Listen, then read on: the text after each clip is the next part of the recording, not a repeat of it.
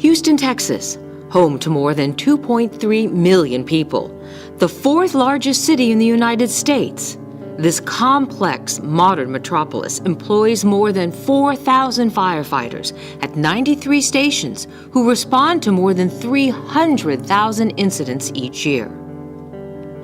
On May 31st, 2013, the Houston Fire Department, including those of Fire Station 68, responded to a multi-alarm blaze at a motel, the Southwest Inn in Southwest Houston. The fire, while large, was not uncommon in Houston. By day's end, the incident would prove to be anything but average or common.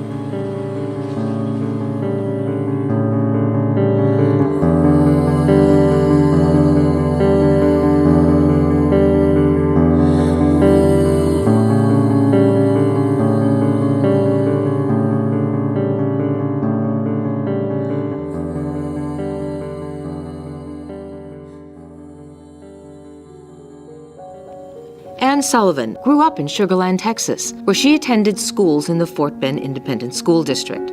Mary Sullivan, Ann's mother, recalls how Ann demonstrated a courageous, hard-working nature. Even as a child, Ann was a competitor. Let me tell you, one of my daughter's biggest qualities or strongest qualities is stubbornness. And she probably comes by it honestly through her DNA, but she was stubborn. And if Ann made her mind to do something, there was no stopping her. In her senior year at Dulles, she was named Female Athlete of the Year.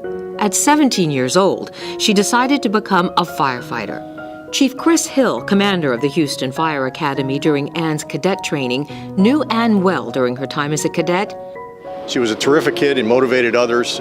She used her size, that challenge of her size, as motivation to do better. And when other people saw her working hard, they were motivated to work hard themselves. And despite her size and the dominance of men in the profession, nothing was going to stop her.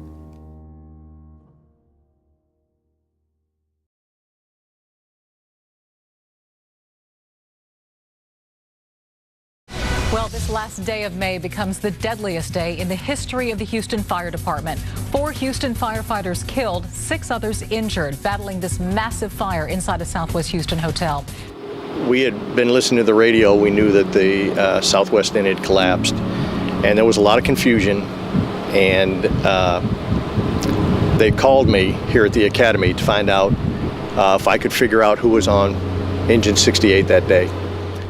The fire began shortly after noon at a restaurant and rapidly spread to the motel building. Ann and other firefighters entered the structure to search after it had been reported that people might be trapped inside. I can remember looking at the roster on the computer, and I couldn't believe. I couldn't believe who was on it, the names that I saw. In Sugar Land, Ann's mother heard reports of the event as news of the roof's collapse and trapped firefighters began to emerge. Yet specifics of the tragedy remained unknown. A man gets on the phone from Ann's station and is asking me where I am, and I'm like, I'm in Sugar Land, I'm headed to your station. And they said, you need to go back home. I go running through the front door of my house, and there's the fire chief, the assistant fire chief, standing in my living room with my son, Thomas, who's crying. And he says, Ann's gone. On that day, the Houston Fire Department suffered the greatest loss of life in a single event since its creation in 1895.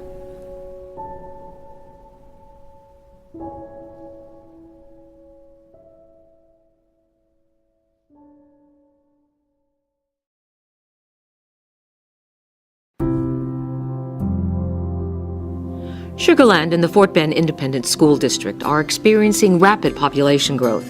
Plans and construction for numerous new schools and new subdivisions are regular agenda items. In 2014, the district proposed building 4 new elementary schools.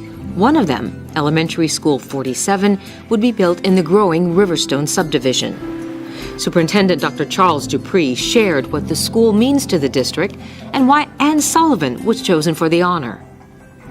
Fort Bend ISD has made a strong statement by naming our 47th elementary school after Ann Sullivan, because Ann was in her early 20s when she passed away. And I think that we've made a statement that we value youth, that we value hard work, that we value those who set goals and work hard to achieve those goals.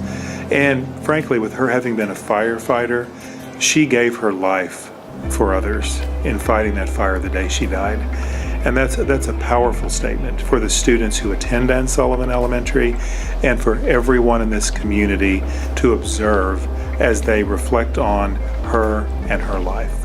Ann's legacy now might inspire others to overcome any challenge. What more could you ask for?